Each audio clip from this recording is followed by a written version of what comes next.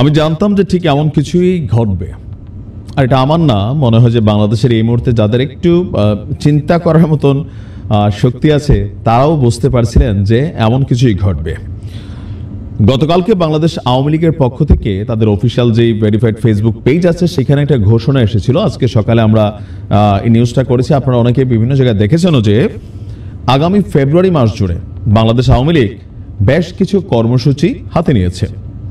Leaflet বিলি, সমাবেশ, হরতাল, অবরোধ, আর দেশ জুড়ে ছড়িয়ে ছিটিয়ে থাকা আওয়ামী লীগের নেতাকর্মীদেরকে একটা নির্দেশনা দেওয়া আপনার হয়ে গেছে দলের পক্ষ থেকে, এবং কি খুব শীঘ্রই হয়তো তারা এটাকে বাস্তবায়নে নামবে একদিন ঠিক পরে। গতকালকে এই খবরটা আসার সাথে সাথেই সরকারের পক্ষ থেকে একটা বার্তা আসছে যে আওয়ামী লীগকে মাঠে নামতে দেওয়া হবে না।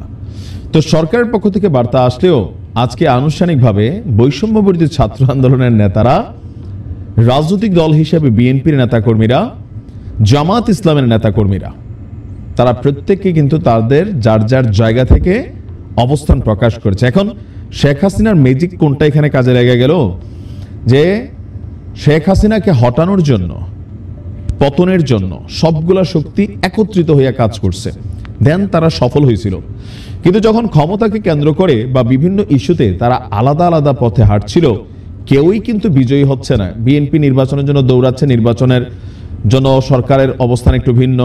ছাত্ররা নানান ইস্যুতে আন্দোলনের চেষ্টা করছে, বিএনপির বাধায় তারা পণ্ড হচ্ছে, জামাত বিএনপি লাগালাগি হয়ে গেছে। সব মিলিয়ে বিশৃঙ্খল, বিচ্ছিন্নতা, বৈষম্য বিরোধী ছাত্ররাও নিজেরা একে অন্যের সাথে লাগালাগিতে ব্যস্ত। তো মোট কথা সবগুলা শক্তি বিচ্ছিন্ন হয়ে গেছে। এই পরিস্থিতিতে যখন আওয়ামী লীগ ঘোষণা দিছে, তখন আমি আগেই বলছিলাম যে শেখ হাসিনার একটা ঘোষণায় সবাই একত্রিত হয়ে যাবে। ফাইনালি কিন্তু এটাই ঘটছে। আজকের দিন আপনি দেখেন ম্যাজিকের মতন কাজ করছে, যে সবাই তারা একতাবদ্ধ, সবাই একত্রিত কোন ইস্যুতে? আওয়ামী লীগ ইস্যুতে এবং ছাত্রলীগ ইস্যুতে। দর্শক, আওয়ামী লীগের মূল শক্তি হচ্ছে যুবলীগ এবং ছাত্রলীগ। ছাত্রদলের কিন্তু যুবদল এবং ছাত্রদল, এর উপরে যারা সিনিয়ররা আছেন তারা পলিটিক্স করেন, কিন্তু মাঠ দখলে মূল শক্তি হিসেবে কাজ করে ছাত্রলীগ, ছাত্রদল, যুবলীগ, যুবদল। তো ছাত্রলীগকে ঠেকানোর জন্য আজকে আনুষ্ঠানিক ঘোষণা দিয়েছে ছাত্রদল। যদি ছাত্রলীগ রাজপথে নামে তাহলে ছাত্রদল ছাত্রলীগকে ঠেকাবে। শিবিরও কিন্তু ঘোষণা দিয়েছে। ইভেন শুধুমাত্র যে রাজনৈতিক দলগুলো একত্রিত হয়ে কাজ করবে তা না, আমরা দেখি বিএনপির ছাত্রদলের যে বক্তব্য, সাধারণ সম্পাদক নাসির উদ্দিন বাসির তিনি বলছেন যে ছাত্রলীগের হাত থেকে ছাত্র জনতার নিরাপত্তা নিশ্চিত করার দায়িত্ব সরকারের। এর পাশাপাশি সরকার যদি ব্যর্থ হয় তাহলে ছাত্র জনতা জুলাই আগস্টের মতন আবারও রাজপথে নামবে ছাত্রলীগকে প্রতিরোধ করতে। চট্টগ্রামের কোনো একটা জায়গায় আজকে ছাত্রলীগের একটা মিছিল হয়েছে, ঝটিকা মিছিল। সেই মিছিলের পরই সকলের টনক নড়ছে। সিলেটের মধ্যে আমি দেখলাম বৈষম্য বিরোধীরা, শেখ হাসিনা সহ আওয়ামী লীগের নেতাকর্মীদের বিভিন্ন জায়গায় কিন্তু এটা হয়েছে। শুধুমাত্র কালকে একটা ঘোষণা আসছে আওয়ামী লীগের পক্ষ থেকে, আজকে সবাই কিন্তু বিচ্ছিন্ন টিমগুলো একত্রিত হয়ে যাচ্ছে।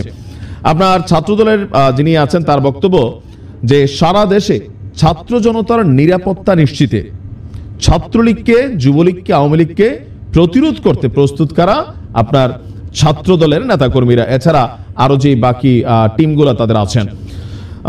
আপনার এখানে বক্তব্য হচ্ছে যে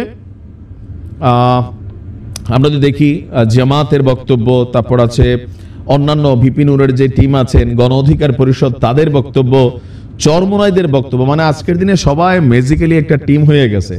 যে কোনো মূল্যে আওয়ামী লীগকে রাজপথে নামতে দেবে না। বিভিন্ন জায়গায় স্লোগান আছে যে বাবারা মাঠে নাইমো না।